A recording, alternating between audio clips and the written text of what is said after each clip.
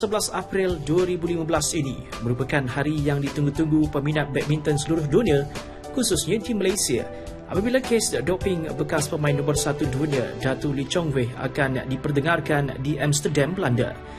Keputusan kes akan diumumkan oleh 3 anggota panel pada hari yang sama atau 2 ke 3 hari selepas pendengaran kes tersebut. Datuk Lee Chong Wei telah didapati positif menggunakan bahan terlarang dexamethasone semasa beraksi di kejohanan dunia di Copenhagen, Denmark pada Ogos 2014. Datuk Lee Chong Wei akan diwakili oleh peguam utama Mike Morgan, seorang pakar perundangan sukan berpangkalan di London yang dilantik oleh BEM. Pengalaman dan kredibiliti Mike Morgan ketika membantu dalam pendengaran kes doping beberapa personaliti sukan dari Amerika Syarikat dan pemain bola sepak Manchester City Yaya Toure sedikit sebanyak memberi sinar harapan buat Datuk Lee Chong Wei. Pasukan pembelaan juga telah bersiap sedia untuk mengetengahkan hujah bahawa dexamethasone bukan dadah bagi meningkatkan prestasi. Datuk Lee Chong Wei akan ditemani peguam beliau B. Jagadish Chandra dan pengurus besar BEM Kenny Goh semasa hujah tersebut di Amsterdam nanti. Beliau yang kini digantung Persekutuan Badminton Dunia BWF boleh digantung sehingga 2 tahun jika didapati bersalah. Buat Datuk Lee Chong Wei, sesungguhnya rakyat Malaysia sentiasa memberi sokongan dan iringan doa agar kemelut isu doping ini berakhir dengan keputusan positif. Datuk Lee Chong Wei yang kini menanti kelahiran anak keduanya pasti mengharapkan kebenaran akan memihak kepada beliau untuk beraksi semula. Semestinya, kudrat dan kehebatan Datuk Lee Chong Wei dirindui dan dinanti-nanti peminat badminton di seluruh dunia. Semoga kebenaran berpihak kepada Datuk Lee Chong Wei. Ya, sememangnya kelibat Datuk Lee Chong Wei dirindui terutama sekali oleh peminat badminton Malaysia. Malaysia Open menyaksikan satu persembahan yang agak hambar daripada pemain-pemain perseorangan Malaysia dan hanya Zulkifli Zulfadli saja yang berjaya melepasi pusingan-pusingan kelayakan. Jadi ini menunjukkan Datuk Lee Chong Wei amat dirindui di Persada Badminton Antarabangsa, tetapi apapun kita harus menunggu keputusan pada April 11 nanti. Bukan kita saja rindu, Datuk Lee Chong Wei juga rindu. Itu yang disebut ataupun ditulis oleh media sebelum ini. Dan untuk bercakap tentang ini juga nak bercakap tentang satu acara yang penting sebenarnya yang akan berlangsung di selepas ini, iaitu persidangan perubatan sukan dan sains sukan. Kita bersama dengan 2 orang tetamu kita sekarang ini. Yang pertamanya Datuk Dr. Ramlan Abdul Aziz, Ketua Pegawai Eksekutif ISN Institut Sukan Negara. Apa khabar, Datuk? Ya, terima kasih kerana bersama kami, dan juga Dr. Vela Pandian dan Lelaki Bonuseme, pengerusi persidangan perubatan sukan dan sains sukan. Apa khabar, Doktor? Khabar baik. Terima kasih kerana bersama kami juga. Jadi mungkin sebelum kita menjurus kepada persidangan, kita bertanya sedikit tentang apa yang bakal berlaku nanti pada 11 April. Sebelum itu, mungkin ada yang masih belum faham tentang proses bagaimana sampel-sampel dianalisis ketika sesuatu kejohanan berlangsung dan bagaimana sampel ini didapati positif hanya selepas kejohanan itu selesai dan setelah tamatnya segala agenda berkaitan dengan kejohanan tersebut. Datuk.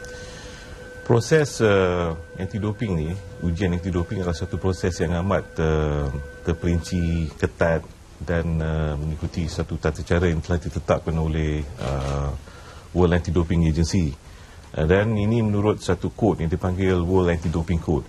Dan di dalam proses ini seseorang atlet pada tahap Datuk Lee Chong Wei bukan saja di sesuatu kejohanan, tetapi di luar kejohanan pun, di tempat tinggal beliau, di tempat latihan, akan diuji beberapa kali dalam setahun. Dan ini adalah suatu perkara yang biasa untuk pemain-pemain ataupun atlet-atlet yang world ranked pada tahap tertinggi. Dan proses dia kalau di dalam pertandingan dan di luar pertandingan, supaya juga dari segi tata cara dia akan diberi pemberitahuan pada satu masa dan ketika yang dekat atau sejurus selepas pertandingan ataupun sejurus selepas latihan without notice. Tetapi dalam pertandingan dia adalah dalam masa 1 jam diberi masa untuk melaporkan diri kepada ke bilik ujian, dan selepas sampel dikutip dengan satu tata cara yang ketat juga. Kemudian sampel itu akan dihantar ke makmal yang diberi akreditasi oleh WADA, Dan amal ini ada juga tertakluk kepada prosedur-prosedur dipanggil laboratory standards. Dan ini akan dibuat dan biasanya sesuatu keputusan akan diberi. Jikalau tak ada masalah, cepat juga.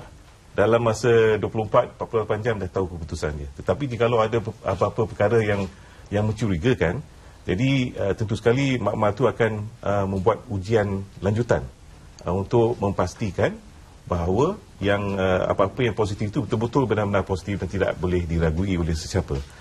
Dan apabila ada keputusan, akan diberitahu kepada pihak atlet dan mereka yang akan bersama-sama dengan dia, pengurusan seperti persatuan dan sebagainya.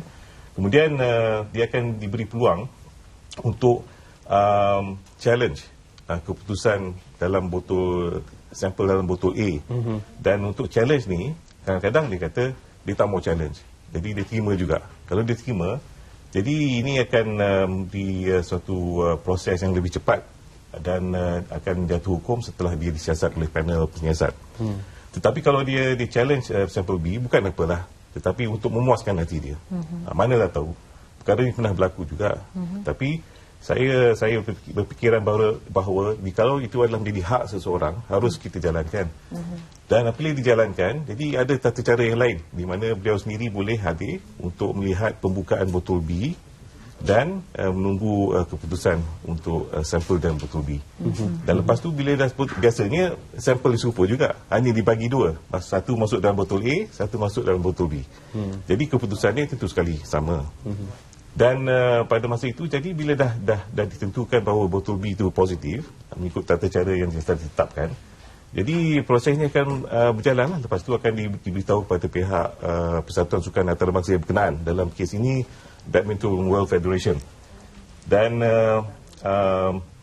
pihak atlet akan digantung secara dipanggil provisional suspension.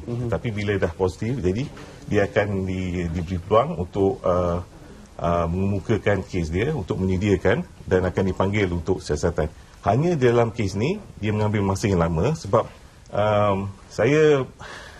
kita tak boleh bincang spesifik of the case. Tetapi dalam pengalaman saya, kalau saya boleh cakap lah, perkara ini bukan perkara yang straightforward, bukan perkara yang open and shut case.